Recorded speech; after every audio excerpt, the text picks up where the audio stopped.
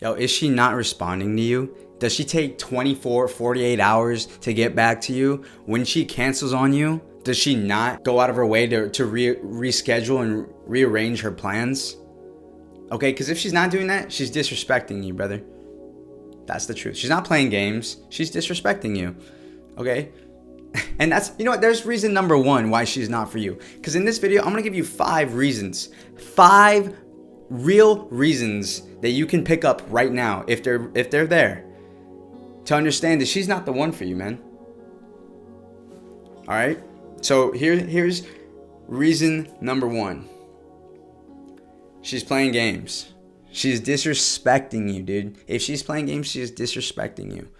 Okay? She's not responding to you. She's making you do all the work. It's a 90-10. You're putting in 90%, 10% of her. The 10% is her just responding when she feels like it. If she's doing that, she's wasting your time. And that, that's okay. There's no, don't hate on her. There's no need to get passive aggressive or anything or upset. That's just not for you. Because you're a serious dude who's looking for serious things and looking for the right person. All right, if you're here, you're looking for the right person. You're not looking for some child, some girl, okay, who's playing games all the time. That's not you, man. You got other things to worry about. Okay? I had a girl who I was so madly in love with. She was everything. She was beautiful. She was smart. She was kind. She was so nice. Okay? But the one thing was, I was the one who was always making the plans, who was always trying to connect. It wasn't her. And when I said, hey, you down to hang out next Sunday? Sure, yeah, let's do it. Sunday comes around. Oh, hey, by the way, somebody came out with my family. Can we do next Wednesday? Hey, sure, no worries. Wednesday comes. Hey, I'm actually not gonna be able to go. Gotta fold the dishes. Oh, no worries. It was just a constant loop and cycle of wasting my time. Okay, and it's disrespectful. Okay, and we don't have time to be disrespected, guys. So that's reason number 1. And that's the easiest one you can pick up on. Okay? Reason number 2, that she's not for you. She's not the one. Okay? She's insecure. And let me make it clear before all the ladies jump off on me. It's insecurities are okay. We all have insecurities. I have insecurities, okay? I'm not saying she needs to have 0 insecurities and be the most confident person in the world, okay? But if there's a major, significant difference in the amount of insecurities you both have, then there's going to be an issue, okay? It starts to burn you out. It burned me out. I had this girl who was really, really beautiful, okay? But she was batshit crazy because she could not learn to live without me. It's a huge turnoff, okay? 2, it started giving me red flags that I could visualize in the future if we were to end up together. That I was always going to need to be there. Okay? No matter how beautiful she was, it wasn't worth it. I remember one time she came up to me, and this is where her insecurity lies, is the constant seeking of validation and approval from people. One time she came up to me and she said, hey, Sebastian,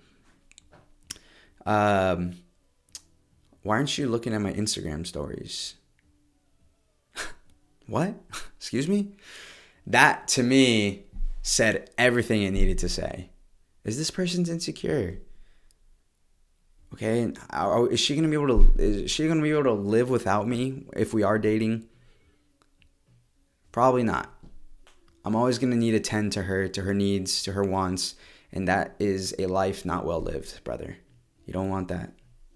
You want 2 people who are strong enough to come together as individuals, not someone just clinging on to someone the entire time. It sounds like common sense, but a lot of you guys don't do it.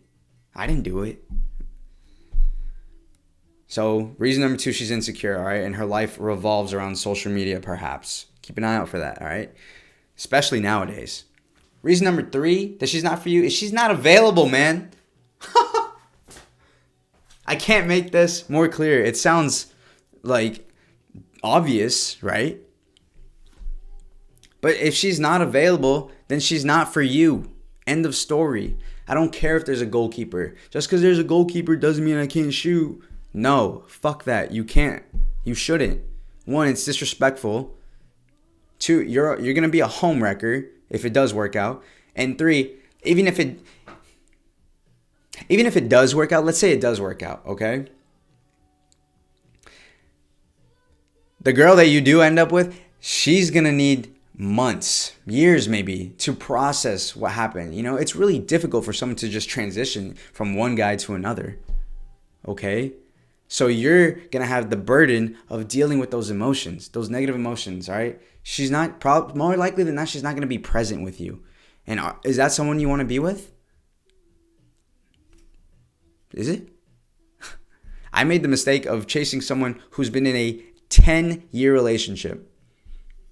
Came out with all my feelings, expressed how much I liked her, how much I really enjoyed her presence. I ended up not getting the same feelings reciprocated, which is fine.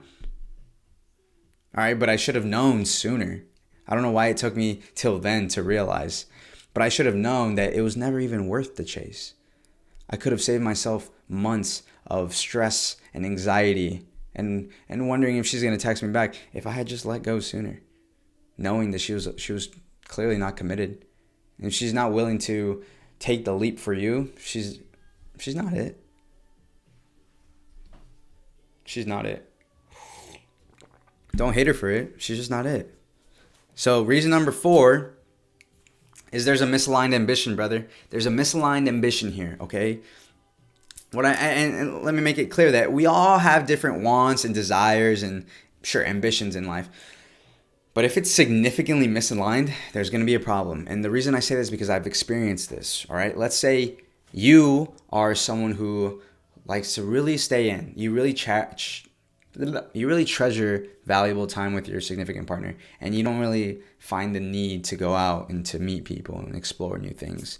Whereas, let's say your partner, she's more on the wilder side. She likes to go party. You know, she always gets hit up by these guys. Okay, and she wants to go explore. She wants to incorporate friendship with romanticism with you. Okay, 2 completely end of the spectrums here. And let's say it's really hard for you to open up to enjoy the other side of the spectrum, the things that she wants. Well, in the short run, it might work out. You might try new things, and maybe you'll learn to love it. Okay? But if you don't, there's going to be a problem in the long run. Okay? The reason I know is because I experienced this with my ex. She was the one who always wanted to stay in, watch Netflix, do nothing, which is beautiful. It's good for her. Me, I wanted to travel the world. I wanted to start new businesses. I wanted to meet new people. I wanted to network. I wanted to do all of these things. Huge extrovert, huge introvert. Just didn't work out. We were so misaligned there, okay? And I'd get resentful for her not wanting to join me in these things. And that's what ended up happening. Basically 2 things happened. Number 1 is one of us had to sacrifice. One of us had to lose. Because we had to conform to the other person's desires most of the time. Okay? Not saying they should never do that, but most of the time, that's what it was. Or number 2, what ended up happening was we wouldn't partake in these activities with each other. I would go out. She would stay in. I'd go explore some new things. She would, I don't know, journal, which is beautiful. Okay? No hate on these types of people, okay? But do you understand what I'm trying to get at? Is that there's just 2 completely ends of the spectrums here. There needs to be a compromise. Anyways, so the last reason I want to give you guys, okay, and probably the most important of them all, it has nothing to do with her. It has everything to do with you. And that is trusting your intuition, trusting your gut, trusting your heart, man, wherever your intuition is. Okay, not listening to this. All right? Stop ignoring the signs. If any of these 4 previous reasons has presented itself in the past for you and you've ignored them, you're ignoring your intuition. Your intuition might be telling you to walk away sooner than you even think. So, because it's trying to save you from all the heartbreak and all the pain. It's not protecting you out of fear. It's protecting you because of your value and your worth. You have other things to pursue. If you see these signs clear cut throat in the beginning, acknowledge them. Don't validate them. Don't justify them. Observe them, acknowledge them, and take action. Do something about it. Don't just put it. Don't just throw it away. You know. This is also the one thing that blew my mind. Just because you think about her 24/7 does not mean it's a sign. Does not mean you love her. Okay? Sorry, buddy. It might just be an obsession. It might just be an obsession. For the longest time, I thought it was a sign. God, why do I keep thinking about her? Why do I keep receiving texts from her every month? Does this mean something? Should I pursue this? That's not what it always means, brother. That's what my mind was telling me, but my gut the entire time was saying, oh, she's already in a relationship. She already has XYZ flaws that really don't align with my values. Maybe I should walk away. I should probably walk away. I didn't listen to them. I didn't listen to that. I want you to be honest with yourself, man. Okay, and the last thing I want to say is, guys, be neutral. I know I just laid out 5 reasons why she's not the one. Okay, I'm not here to shit on any women. But, guys, I encourage you to be neutral. Don't go looking for these red flags, okay? But don't also go looking for all the positive red flags and just ignoring and blocking all the red flags. Be neutral. Understand that no woman is actually going to be perfect. Just like you, brother. I'm not perfect. You're not perfect. None of us are perfect. It's okay to have issues and work on them. That's what a relationship is all about. But in the process of finding the one, trust that the one is going to be there for you. And the one that is right in front of you doesn't have to be the one. There's a million, billion, gajillion more people out there who are ready for you, who are manifesting you just as much as you are manifesting them. Wayne Dyer said it best, and I'm totally paraphrasing here, and it was, love with all your heart, and your heart could be shattered into a million pieces. Love anyways. Yeah, I totally paraphrased that. But do you see the point I'm trying to make? It's just continue to love, guys. Don't let anyone bring you down. Don't let her bring you down. Don't let one experience or 2 negative experiences bring you down. Don't let your negative self-talk bring you down. Just work on it. You have a choice to pick up right where you are and just move. Continue moving forward, all right? Not staying attached to these individuals. Understanding that the universe, God, your higher self has a better plan for you if it doesn't work out. All right? Guys, so anyways, thanks for watching. If you found one red flag that you resonated with in this video, or maybe you've resonated with in the past, that you see someone, maybe someone you're currently talking to, someone you've dealt with in the past, I want you to comment what that is, because we need people to understand what these red flags are so we can become aware of it, so we can save ourselves time and energy and effort. Okay, so we can become our higher self sooner than later. Anyways, guys, thanks for watching. I'll see you in the next one, okay?